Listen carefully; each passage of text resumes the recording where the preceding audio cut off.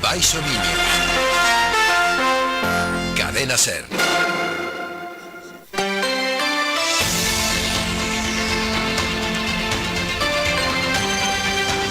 Hoy por hoy Baixo Miño.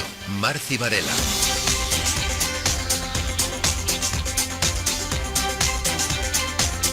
1:10, ¿qué tal? Muy buenas tardes, bienvenidos a una nueva edición de este Hoy por Hoy Baixo Miño, aquí en directo en la 105.1 FM, recordando que nos puede escuchar también de forma online en serbaixomiño.com y en el teléfono móvil ahí tienes que buscar app de la cadena Ser y buscar Ser Baixo Miño previo registro. Miércoles 27 de noviembre, vamos allá con todo lo que tenemos preparado para hoy.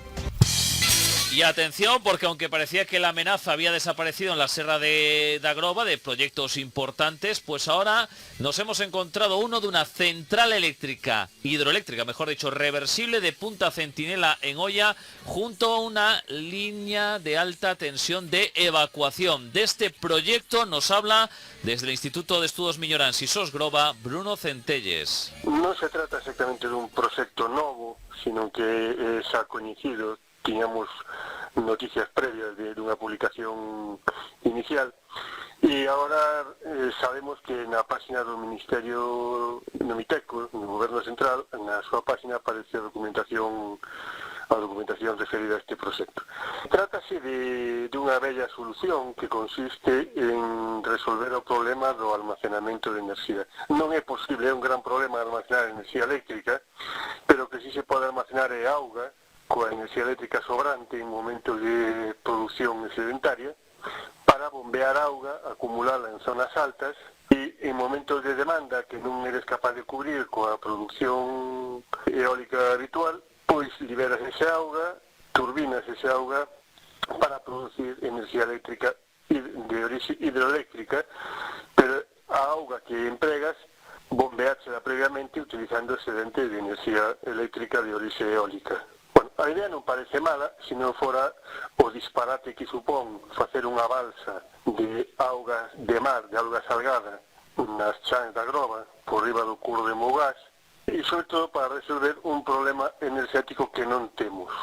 E volvemos ao inicio de toda a historia que tiña cos eólicos e con todo eso que nos están contando da enerxía e da transición enerxética e tal, é que non necesitamos esa enerxía. A solución non é producir enerxía sin taxa para que se consuma canta se queira, non? Eso non é a solución. Para alimentar esta central hidroeléctrica necesitamos excedentes de enerxía eólica. ¿Dónde están eses parques eólicos? Os parques eólicos da Agrova de momento desapareceron os que había, pero temos aínda outro entre Viladexuso e Mougás, que aparece no Registro Eólico de Galicia. Xa viñeron da empresa a falar coas comunidades de montes, son 4 aerogeneradores, pero iso non chega para alimentar a central hidroeléctrica.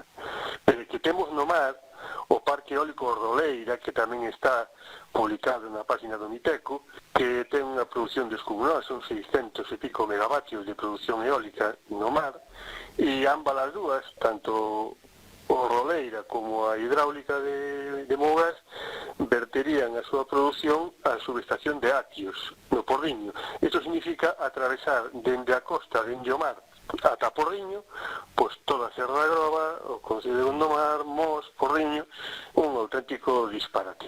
En que punto está agora mesmo este proxecto? En este momento estamos no que se coñece como consultas previas, o sea, non é realmente unha publicación do proxecto en sí, non é momento de alegación, sí de o que chaman suxestións.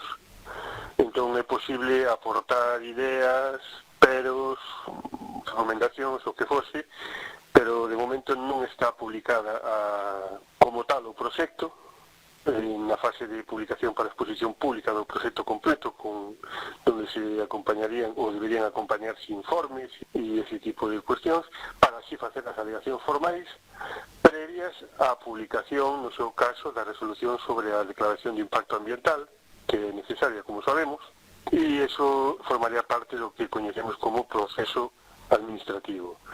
Se o proceso administrativo remata co recurso de alzada e non é favorable aos intereses que nos podemos demandar, entraríamos en fase judicial.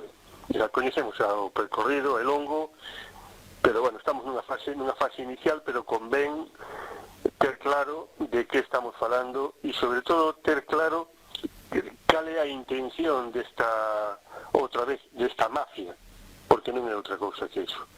Non se trata de resolver problemas enerxéticos de poboacións concretas, sino se trata de engordar os beneficios de determinadas empresas e grupos de empresas.